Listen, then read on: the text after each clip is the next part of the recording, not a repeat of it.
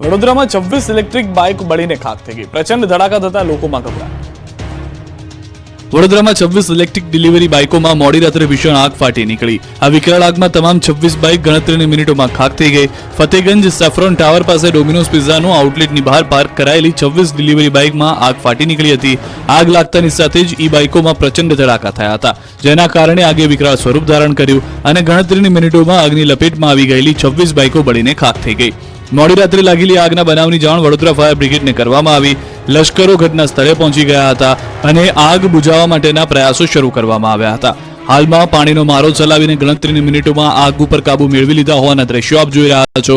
જો કે આગ સંપૂર્ણ કાબુમાં આવે તે પૂર્વે તમામ બાઇકો હાડપિંજરમાં ફેરવાઈ ગઈ હતી. આ બનાવને પગલે વિસ્તારમાં ગભરાટ ફેલાઈ ગયો હતો. આગના પગલે લોકોના ટોળે એકત્રિત થઈ ગયા હતા.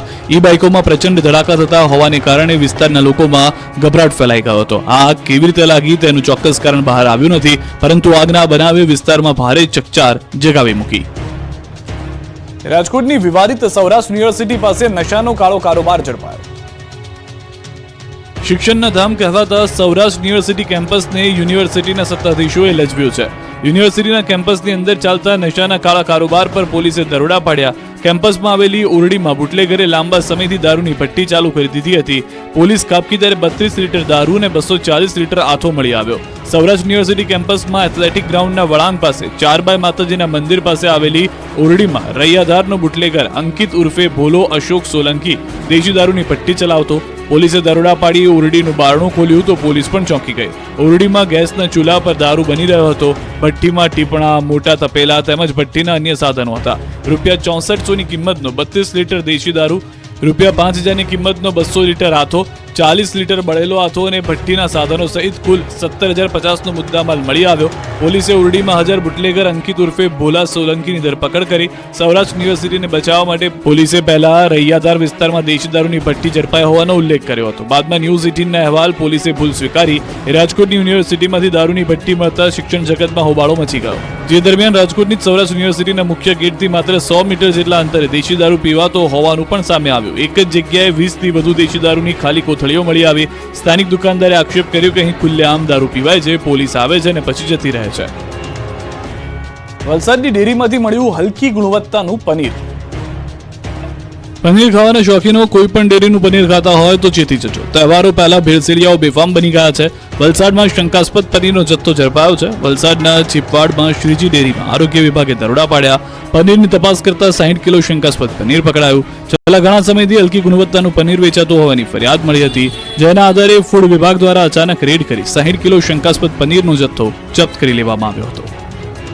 ખેતરોમાં નુકસાનીના સર્વેની માંગ સાથે સુરેન્દ્રનગરમાં કોંગ્રેસે રેલી કાઢી.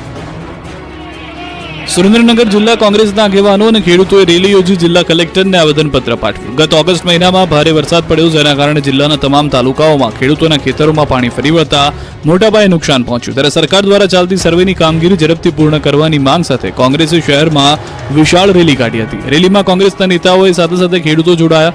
સુરેન્દ્રનગર જિલ્લાને અતિવૃષ્ટિગ્રસ્ત જાહેર કરવાની માંગ સાથે રેલી રૂપે કલેક્ટર ઓફિસે પહોંચ્યા.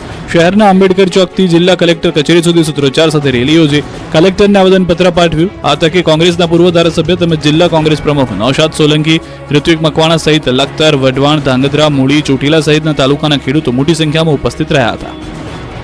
જૂનાગઢ ભાજપમાં ભડકો થયો. જવાહર ચાવડાએ જ ભાજપના નેતાનો ભ્રષ્ટાચાર ખુલ્લો પાડ્યો. પીએમને પત્ર લખ્યો. લોકસભા ચૂંટણી 2024ના પરિણામો જાહેર થયા અને ભાજપમાં વર્ષોથી દબાયેલો અવાજ ઉઠવા લાગ્યો. છેલ્લા 3 મહિનાથી ભાજપનો આંતરિક રોષ હવે જાહેર થવા લાગ્યો છે. એમાં પણ ગુજરાતની 3 દિવસ મુલાકાત પૂર્ણ કરી પીએમ મોદી રવાના થયા. એ સાથે જ વધુ એક ભાજપ નેતાએ ભાજપના જ નેતાઓ દ્વારા કરવામાં આવતા ભ્રષ્ટ કામો ઉઘાડા પાડ્યા. પૂર્વ કેબિનેટ મંત્રી જવાહર ચાવડાએ જૂનાગઢ જિલ્લા ભાજપ પ્રમુખ કિરીટ પટેલ દ્વારા વોકરા પર કરવામાં આવેલા દબાણને કારણે જૂનાગઢ શહેરમાં પૂર જેવી સ્થિતિ ઊભી થઈ હોવાનો પીએમ મોદીને પત્ર લખ્યો. માત્ર એટલું જ નહીં, તેમણે કિરીટ પટેલ પર એક સાથે 3 હોદ્દા ભોગવવાનો અને હપ્તાખોરીના પણ આક્ષેપ કર્યા. જવાહર ચાવડાએ પોતાની વ્યથા ઠાલવતા પત્રના અંતે લખ્યું છે કે અમારી સમસ્યા અને પીડા એ છે કે જો ભાજપ પ્રમુખ જ આવા કૃત્યો કરે તો પ્રજાની વચ્ચે કયા મોઢે જવું, પ્રજાનો સામનો કેમ કરવો. ચાવડાએ ત્યાં સુધી લખ્યું કે આપ સુધી આ વાત પહોંચે કારણ કે આ માણસની ગુનાહિત બેદરકારી અને ભ્રષ્ટાચારે આપણા પક્ષને પણ નીચું જોવું પડતા હોય તેવા કૃત્યો કર્યા છે. આમ તો આ લિસ્ટ લાંબુ છે, પરંતુ 2 અક્ષમ્ય કૃત્યો જેનાથી સમગ્ર જૂનાગઢની પ્રજામાં નારાજગી અને રોષ છે. લાખણી એપીએમસીની ચૂંટણી બની રસપ્રદ. ભાજપના મેન્ડેટ સામે ભાજપના જ સભ્યોએ માંડ્યો મોરચો. બનાસકાંઠાના લાખણી એપીએમસીની ચૂંટણી રસપ્રદ બની. 14 સભ્યોની ચૂંટણીને લઈ વિવાદ ઉભો થયો છે, કેમ કે ભાજપના મેન્ડેટ સામે જ ભાજપના સભ્યોએ મોરચો માંડતા ચકચાર મચી ગઈ. લાખણીના રાજકારણમાં ગરમાવો આવી ગયો છે. ભાજપે 10 ખેડૂત પ્રતિનિધિ અને 4 વેપારી પ્રતિનિધિને મેન્ડેટ આપ્યા. ભાજપના જ આગેવાને સામાપક્ષી ઉમેદવારોને મેદાનમાં ઉતાર્યા હોવાની ચર્ચાએ જોર પકડ્યું. આ વાત વાયુ વેગે પ્રસરતા ભાજપ વિરુદ્ધ ચૂંટણી લડનારા 8 પ્રતિનિધિ સામે પક્ષે લાલ આંખ કરી છે. જિલ્લા ભાજપે તમામ 8 લોકોને નોટિસ ફટકારી છે. ચૂંટણી પૂર્ણ થયા બાદ 8 સભ્યોને સસ્પેન્ડ કરવામાં આવે તેવી ચર્ચાઓ ચાલી રહી છે. હાલ તો યાર્ડની ચૂંટણી જીતવી ભાજપ માટે કપરા ચઢાણ સમાન સાબિત થઈ ગઈ છે. ત્યારે જોવું રહ્યું કે દગાબાજો ફાવી જાય છે કે ભાજપ જીતશે. ભાવનગરમાં ભાજપના સદસ્યતા અભિયાન સામે સવાલો ઉઠાવતો વિડીયો જોવા મળ્યો છે. મનપાની સ્ટેન્ડિંગ કમિટીના પૂર્વ ચેરમેન યુવરાજસિંહ ગોહિલનો કથિત વિડીયો વાયરલ થયો છે. 100 સદસ્યો બનાવો અને 500 રૂપિયા લઈ જાઓ તેવો દાવો વાયરલ વિડીયોમાં કરવામાં આવ્યો છે. સોમવારનો હોવાની આ ચર્ચા છે, જે વાયરલ વિડીયો આપ જોઈ રહ્યા છો. ન્યૂઝ 18 ગુજરાતી આ વાયરલ વિડીયોની પુષ્ટિ નથી કરતું, પરંતુ આ વાયરલ વિડીયોની અંદર એવી વાત કરવામાં આવી રહી છે કે ભાજપમાં જોડાતા 100 સભ્યોનું લિસ્ટ આપ લઈને આવો અને 500 રૂપિયા આપને મળશે. આ વિસ્તારો પર રોજના 200 થઈ જાય, 1000 રૂપિયા ઘરે કરવા ગમે ત્યાં કરો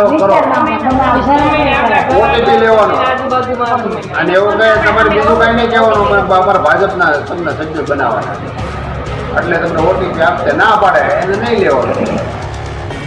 રાજ્યમાં શાંતિપૂર્ણ માહોલમાં ગણેશ વિસર્જન. દુંદાળા દેવને વિદાય આપવા રસ્તાઓ પર માનવ મહેરામણ ઉમટ્યું. 10 દિવસ સુધી રંગેચંગે ગણેશોત્સવ ઉજવ્યા બાદ આજે બાપ્પાની વિદાય માટે ભાવિકો ડીજે તો ઢોલ નગારાના તાલે નાચતા જોવા મળ્યા. હર્ષોલ્લાસ સાથે બાપાની વિદાયથી ભાવિકો ભાવુક પણ બન્યા. સુરતના હજીરા ખાતે ગણેશ વિસર્જનનો માહોલ જામ્યો. મોટી સંખ્યામાં સુરતીઓ હજીરા ખાતે ઉમટી પડ્યા. 10 ફૂટ કરતા મોટી પ્રતિમાનું હજીરા ખાતે વિસર્જન કરાયું. 15 ક્રેન દ્વારા મૂર્તિઓનું ઝડપભેર દરિયામાં વિસર્જન કરાતું જોવા મળ્યું. તો અમદાવાદ શહેરમાં પણ શાંતિપૂર્ણ માહોલમાં ગણેશ વિસર્જન થયું. કાયદો વ્યવસ્થાની સ્થિતિ જળવાઈ રહે તે માટે પોલીસે પૂરતો બંદોબસ્ત પણ રાખ્યો હતો. રાજકોટના 7 જેટલા સ્થળો પર ગણપતિ વિસર્જનની વ્યવસ્થા કરવામાં આવી. ગણપતિ વિસર્જનને લઈને 3 ડીસીપી સહિત 1500 જેટલા પોલીસ અધિકારીઓ, કર્મચારીઓ, ટ્રાફિક બ્રિગેડ, જીઆરડીના જવાનો લોકોની સુરક્ષામાં તૈનાત કરાયા હતા.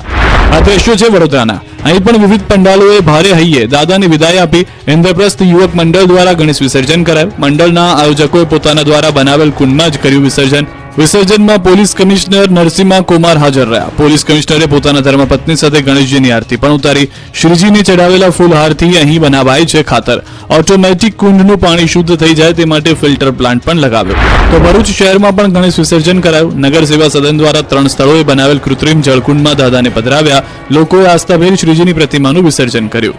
આણંદમાં ગણેશજીના ભક્તો દાદાના વિસર્જન માટે ખંભાત દરિયા કિનારે ઉમટ્યા. ખંભાત દરિયા કિનારે ગણેશ વિસર્જન માટે ભક્તોમાં અનેરો ઉત્સાહ જોવા મળ્યો. લોકોની સુરક્ષા માટે દરિયા કિનારે પોલીસ